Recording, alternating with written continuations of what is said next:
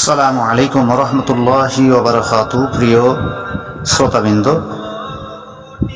অবাধ্য ছেলে অথবা অবাধ্য মেয়েকে কী করে বাধ্য করবেন, তাদেরকে বাধ্য করার অতি সহজ একটি উপায় আপনাদেরকে শিখিয়ে দেব।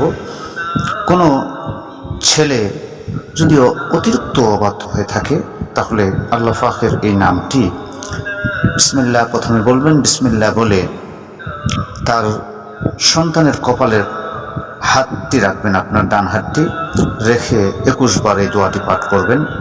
বিসমিল্লাহির রহমানির রহিম, ইয়া শাহিদু ইয়া শাহিদু। এইভাবে আপনি 21 বার পাঠ করবেন। ইনশাআল্লাহ আল্লাহ পাক রব্বুল আলামিন অশেষ রহমতে আপনার ছেলেকে বাধ্য করে দেবে এবং আপনার ছেলে আপনার মেয়ে আপনার বাধ্য হয়ে যাবে ইনশাআল্লাহ।